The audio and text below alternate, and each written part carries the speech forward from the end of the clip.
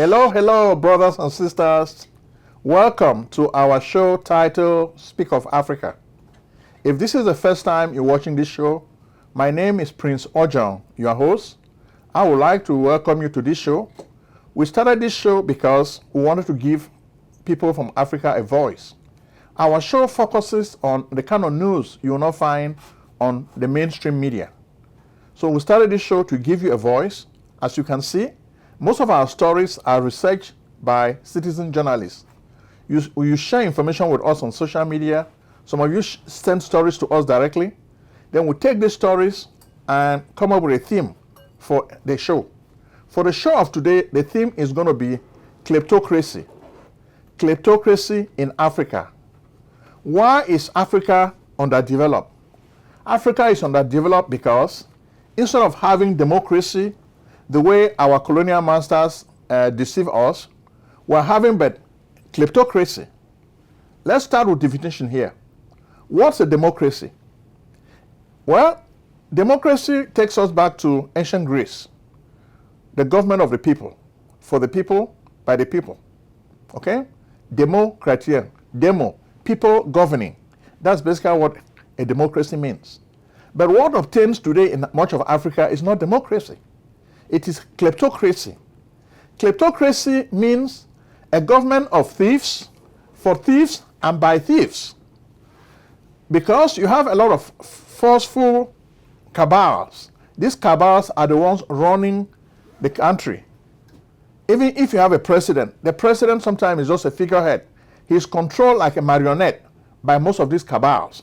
The cabals are powerful forces, individuals with money who try to control the president. The president is more like a marionette. Even if he's a military leader, you will be surprised that he's controlled by some forces behind. Just like when Buhari was president in Nigeria, the people knew that Buhari was not really in charge. You had people who were in charge. Similarly, when you have Bola Tinubu today in Nigeria, do you think he's in charge? Probably not now. But you see now that even though he claims to be a Democrat, he's really there for himself and his friends. That's the sad fate of Africa. How can Africa develop when we have kleptocracy? Kleptocracy is not something new. You've seen people like Joseph Mobutu in the former Zaire. You've had kleptocrats since the dawn of independence in Africa. But we're looking at Africa today. You have more kleptocrats. These are thieves who are using the apparatus of government to steal the people's money. At every turn, you see a president. When a company comes to Africa to do business, the company has to bribe the president and his cronies in order to obtain permission to do business in an African country. What do you call that? Is that democracy? If it is democracy, then the business should be paying the people. But the people elected bad leaders, and that's why you have a paucity of leadership in Africa. Most of the leaders are thieves. They may tell you otherwise, but they feed on people's money. Okay? And that's why you have a whole lot of problems. Other people now say to themselves, why should we let these thieves stay in power forever? We have to kick them out so that we can also enjoy. That's what is happening in Africa. People want to get into power not because they want to do something for their country, but they want to do something for themselves. When you want to get into power in Africa, you're already thinking, when I get in there, I want to amass a lot of wealth for myself and my family and my clan. That's what is happening. So when we look at trouble in Africa today, the trouble is because we've not been able to use democracy. Democracy is a foreign concept. It's not an African form of government. Even when democracy came to the United States, the Americans had to adapt it to mirror the realities of their own environment. When democracy went to the United Kingdom, they had to adapt it to meet their own realities. When democracy went to France, the French had to adapt it to suit their own needs. But we took the winner takes it all system and tried to graft it on an African environment. How did that go? Not very well. When you look at a lot of the democratic experiments in Africa, they have failed. And they cannot succeed because these governments do not mirror the realities of the African continent. And that's why you have a lot of problems. Like we tell you the problems with jihadists, coup d'etats. They are multiplying, and people keep complaining. Oh, why are they multiplying? Because the people are unhappy. The coup d'etats will continue. ECOWAS is complaining. Oh, why are these people creating a confederation of the Sahel? Because the people are not happy. They are protesting. Those who have access to guns are taking the laws into their own hands. Look at even in America this week. I was watching TV when this news broke. Donald Trump was almost killed, almost assassinated by a 20-year-old guy. So that tells you that when people are not happy, they tend to take the laws into their own hands. That's what is happening even with some of the rascals you call bandits or kidnappers, okay? They get to a point where they feel like the law is not working, so we have to take the law into our own hands. And that's what has happened to the people of Ambazonia. When you look at Ambazonia, we've been talking about Ambazonia every week on this show. These are people who decided that because of the mistakes of decolonization, they have been suffering. They have been marginalized by La République du Cameroun. They've been trying to redress the wrongs, but nobody is listening to them. The dictator in Cameroon, Paul Biya, is not listening to them. The international community is not listening to them.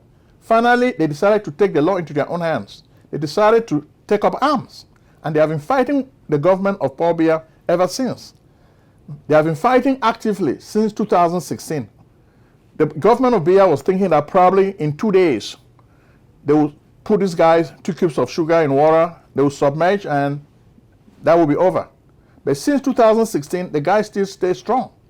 Every day, the Biya forces, especially the B, they go to Ambazonia, they pick up young people from their homes, because I hear stories, because you guys send me the stories every day. A young guy was just picked up from his home in Bamenda. A guy who is not a freedom fighter, he was picked up by Biya's forces. They took him down and killed him and just left his body in the open for people to see. How callous can we be? Because you want to sustain Biya in power? No, this cannot be. Then, of course, the restoration forces, especially when you have people like General Unyo, they use their know-how. They don't have the arms that La République has, but they are using a lot of know-how. They're using IEDs, improvised explosive devices, to break into armored cars. Those armored vehicles are very, very tough. But those bombs that the guys make, they break into armored cars and kill all the soldiers of La République du Cameroun. General Wonyo has become the hero. I said it before. La République is wasting time when they keep killing Ambazonia restoration fighters. They are wasting their time. What they need to do is dialogue. But they don't want dialogue. They want the monologue, where they dictate to the people of Ambazonia. It's not working, and it will not work, because the people have gotten to a point where they are ready to die.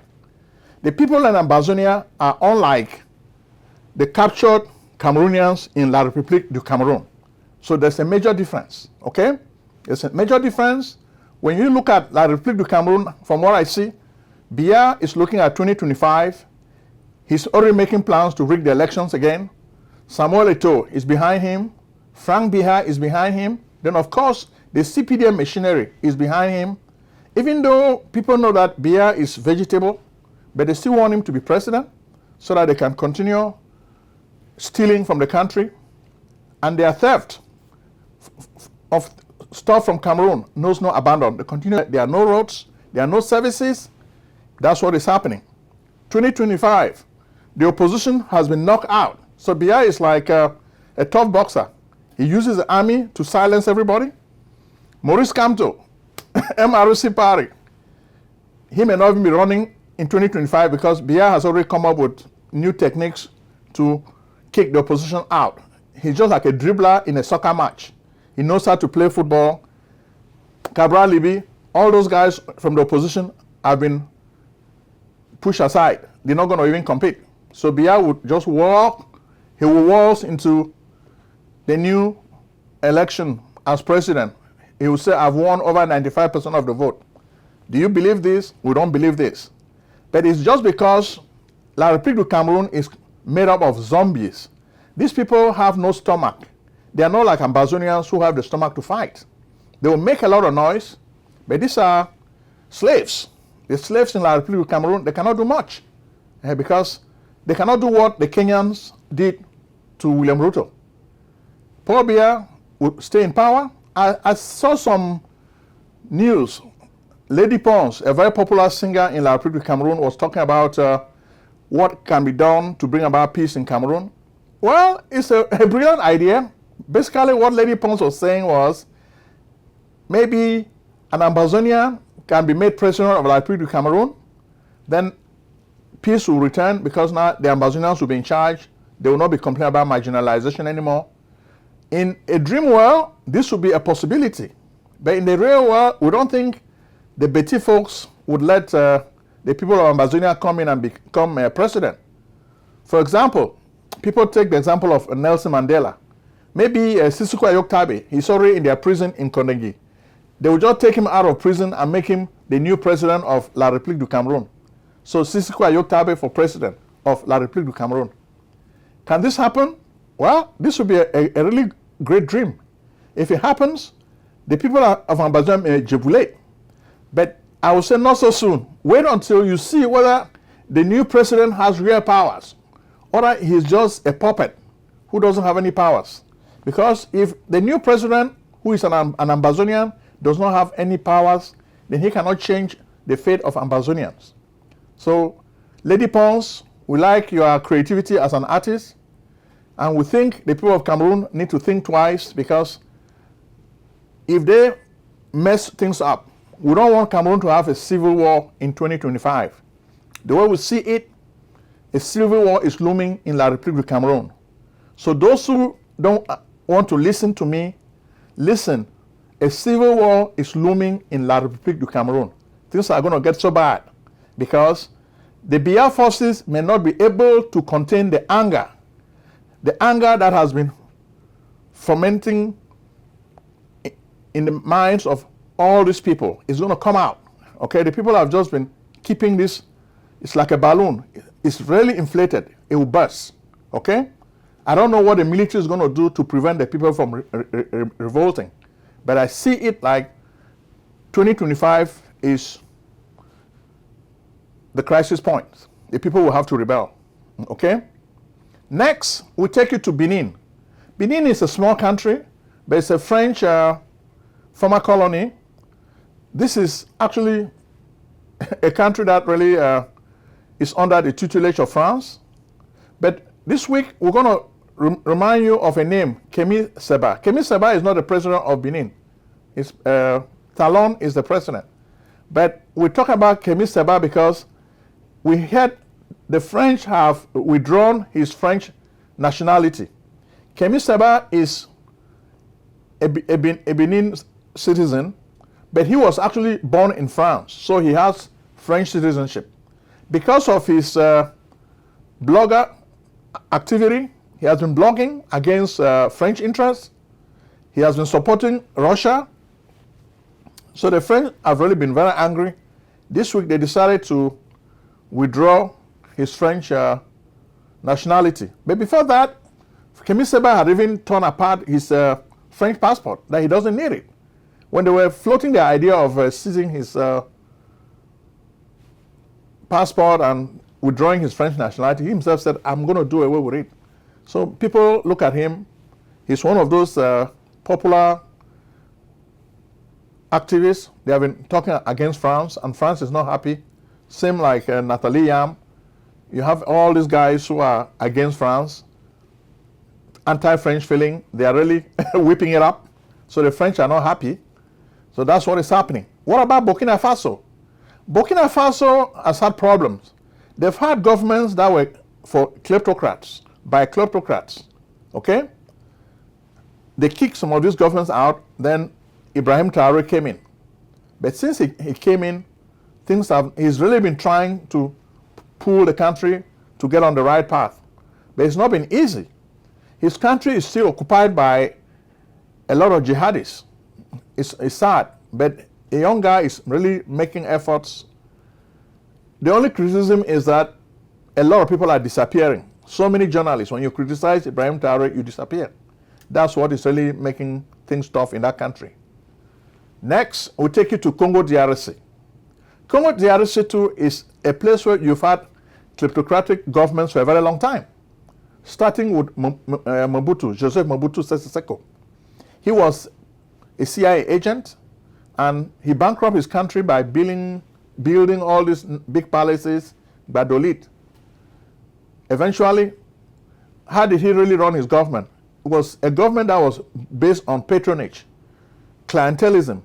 You support him, then he greases your elbow. He gives you money in return for supporting him. So political patronage is just the way Mobutu ran his country. So Mobutu's country, the former Zaire, I would say is the best example, the perfect example of a kleptocrat in office. Okay? That's, if you want to see kleptocracy in action, you take the former Zaire. Today, Felix Tshisekedi is running the country, but he's very, very weak. This week, we understand his government forces cannot really fight the M23. The M23 is really rising. Members of the UNO are even complaining that the Congolese army is not effective. Rwanda is bringing forces. Rwanda is supporting the M23. So the buffer that was occupied by UN forces, now that the UN forces are thinking about leaving, initially Felix Tshisekedi thought that the UN forces could leave and he could do something about it. What can he do about it? His army is very weak. The army is just as weak as the army that was in Zaire before Mobutu left. So if this army cannot fight M23, then what about Rwanda? It's very, very sad. Next, we take you to Kenya. In Kenya, the people have won the battle, but not the war. We said this before. But this victory came at a great cost. The Kenyan government of William Ruto killed a lot of citizens. The people were protesting. The police killed a lot of people and dumped their bodies in bags. This week, people went and discovered those bags containing the bodies of people who have been tortured and mutilated. It is a shame that William Ruto is still president today. It's really a shame. But the people have caught him in action. This guy came into power, even though he says he has fired his entire cabinet. Come on, it's very little too late. Firing these people means nothing because he himself is the Alibaba and the 40 thieves. You remember? He steals. All the guys who were in his cabinet were people who were there because of political patronage.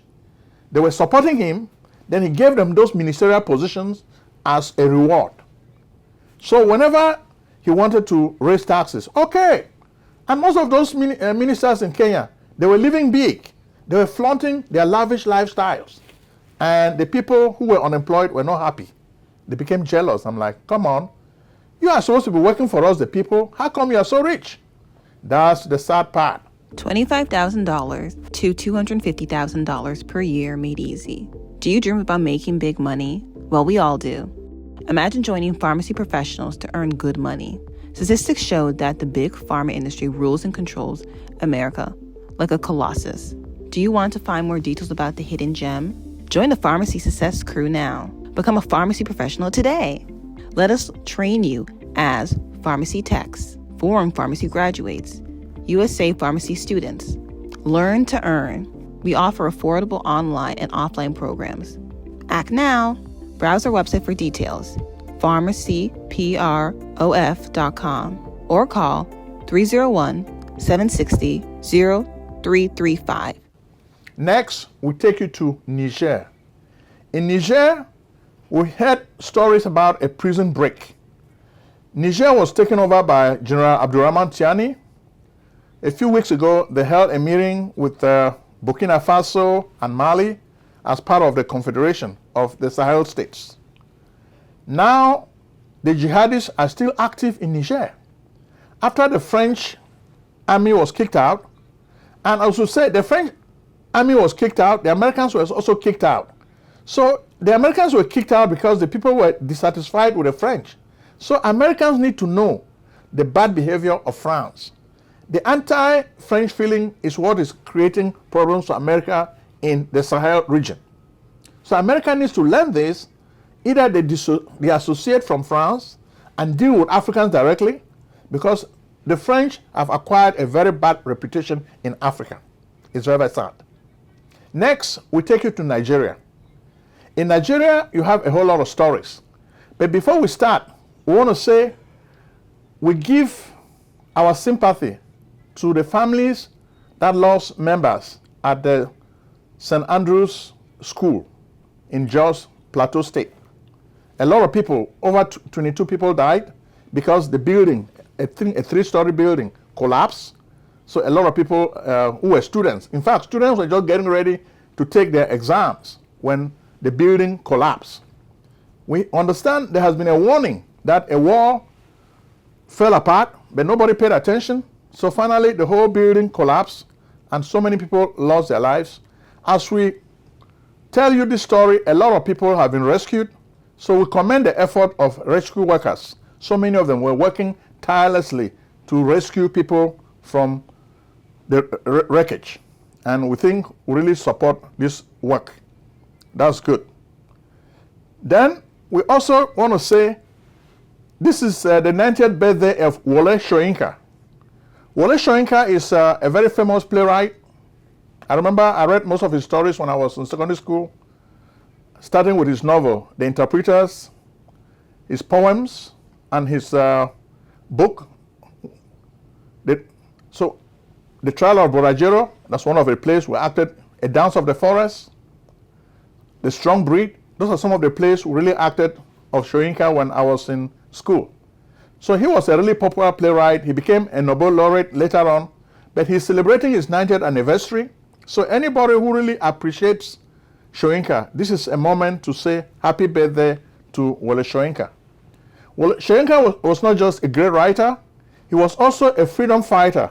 He fought a whole lot for the freedom of democracy in Nigeria.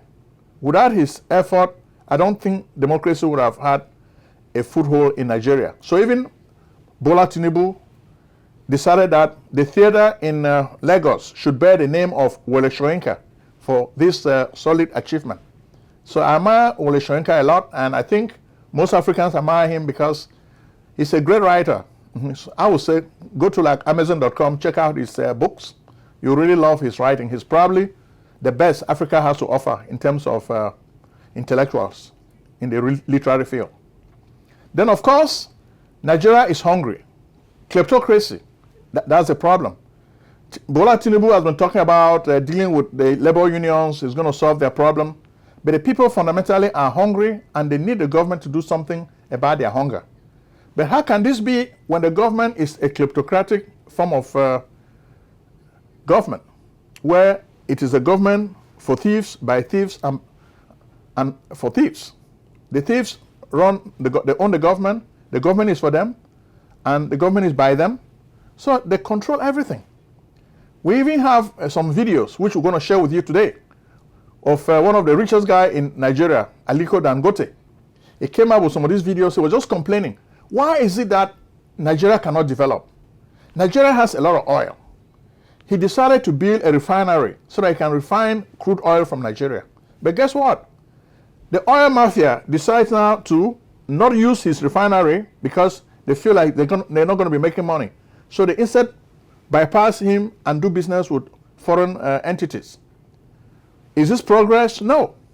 We think we can even let Aliko Dangote speak for himself. We'll just take a minute. Listen to Aliko Dangote. The mafia in oil, they are stronger than mafia in drugs. Just to repeat that, mafia in oil are stronger than the mafia in drugs. I can tell you. Is that a fact? Yes, it's a fact. Did you know the mafia in oil existed before you got into this? I know that, yes, they existed, but not as strong as the way that I've faced them. They're very strong. Is this a global mafia? Is it both? Is it local mafia? There's a local one, there's a global one, so it's all mixed up. All mixed up. It's a mix, and then did they try and sabotage you in any They tried all sorts. But like what I told you in our interview, I told you that, I'm a person that I've been fighting all my life. So I think it's part of my life to fight. And you've won this fight, clearly. Have you won this fight? Is it over? I think eventually we won't. We'll end up winning. You know why? Because the population and the government will be on our side. Because what we are doing is right.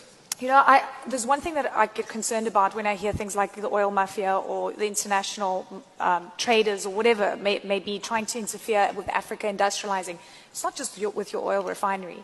It's a lot of other industries that get pushed back there. And I ask this question, I think you're the best person to ask. Does the world that is benefiting from quality raw commodities want the continent to truly industrialize, where you move industrialization into Africa? And how much pushback have you really seen on this path and journey? Well, there is quite a pushback. First of all, you have heard what Jeffrey Sachs said. What he said, is that I don't believe if the West want us to progress in terms of industrialization. Industrialization is something that is the basic that we need. We need to produce what we consume. Yeah. But I don't think if there's any support coming from the West. As a matter of fact, during the COVID period, some of the international banks really were looking forward to making sure that they push us into default of our loans so that the project will just be dead. And that didn't happen with the help of banks like Afrexim Bank. Aliko Dangote is not even the only one speaking. We have another video of another Nigerian who is complaining about the oil cartel, the bad guys, the guys who are monopolizing power, who don't want oil business to flourish so that the average person should benefit. Watch this video too. With all the fanfare in celebrating Dangote refinery, for example, that for once we now have a Nigerian who has initiated and built one of the world's biggest refinery. Nigeria crude oil is being exported. They denied to allocate it to Dangote, and they are exporting it to Europe. And then Dangote is importing crude from America into Nigeria. Those guys deserve to be hanged. If we don't hang them, they will hang all of us. Yeah, they will hang all of us. And what it takes to hang them will require a president with extraordinary courage. Thank you for watching this video. Next, we take you to Rwanda. Tired of waiting in long lines at the emergency room or your doctor's office? You should be. Why wait in long lines for care? It's time for you to come to Lucille Urgent Care. Real care, no waiting. Lucille Urgent Care, the best place for true and loving care. Service at Lucille Urgent Care is convenient, fast, time efficient, affordable, accessible, transparent, and cost effective. Royal treatment is your right. Indeed, it's not just a privilege or pejorative. Skip the emergency room's long lines, kiss the ER goodbye, say farewell to your old doctor's office, pay less, save time, enjoy the excitement of convenience, receive immediate treatment, get the healthcare you need quickly and affordably. Lucille Urgent Care offers many express services: rapid COVID-19 testing, on-site prescription, preventative lab services, imaging and x-rays, urgent medical treatment for common illnesses and injuries, routine vaccines and flu shots, work-related injury services, pre-employment, occupational, annual, and sports physicals, immigration exams, and much more. Same-day treatment, rapid lab results, extended hours, weekend hours, no appointment necessary, no insurance necessary, no doctor necessary, walk-ins accepted, telemedicine available. We are open 7 days a week with evening and weekend hours. We are located in Maryland, Lucille Urgent Care, 903 Half York Road, Towson, Maryland, 21204. Website, lucilleuc.com. Call at 443-275-1286 or 301-593-4897.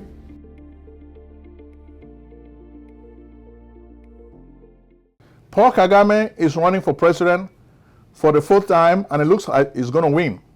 Now they are calling him Mr. 90+%, because every time there's an election in Rwanda, he gets over 90-something%. A few months ago, we told you when he made changes, he demoted people in the army, trying to coup-proof his country. Then he'll come and tell you, even the other people who are running for president in Rwanda, nobody even hears about them. So he makes sure that he drowns the opposition so that nobody should hear about the opposition. Then at the end, you see him say, oh, I've won over 91% of the vote. So is that democracy? Well, that's democracy Rwanda style. Is there such a thing as a good dictator? We don't think so. We'll take you next to Senegal. In Senegal, Bassirou Diomaye Faye has been president now for over 100 days.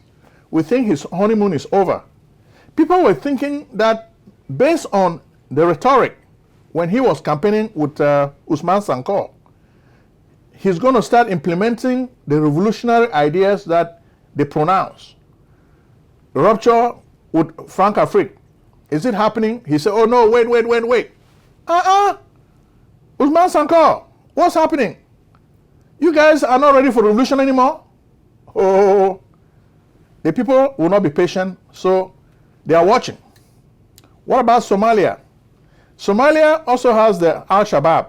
I think some people were killed because they broke out of a prison that was hosting most of the jihadis. They broke into it and killed a lot of people. So that was really sad.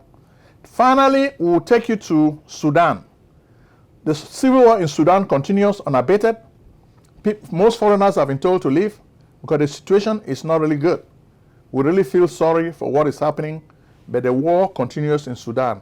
The international community does not know what to do. So we've used this video to really share what is happening in Africa this week. So we want you, our viewers, what is your take?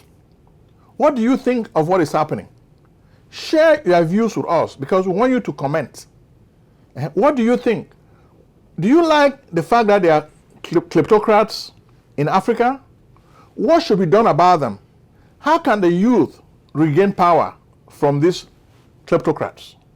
Do you know what should be done? We are asking you to express yourself. This show is for you. Use it to express yourself. Let us hear from you. Bye-bye. May God bless you.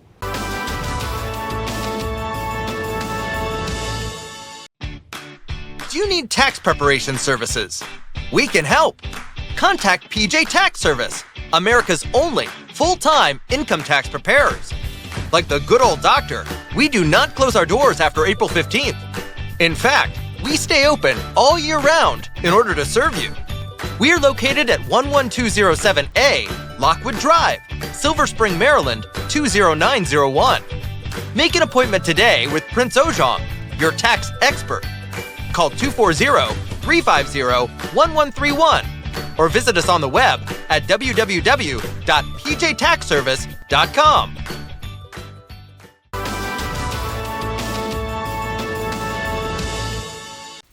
Selling a service or a product? Need buyers? Use the African Nation TV as a channel to reach many viewers. Act now and call Prince Ojong at 240-350-1131. That's 240-350-1131. Act today.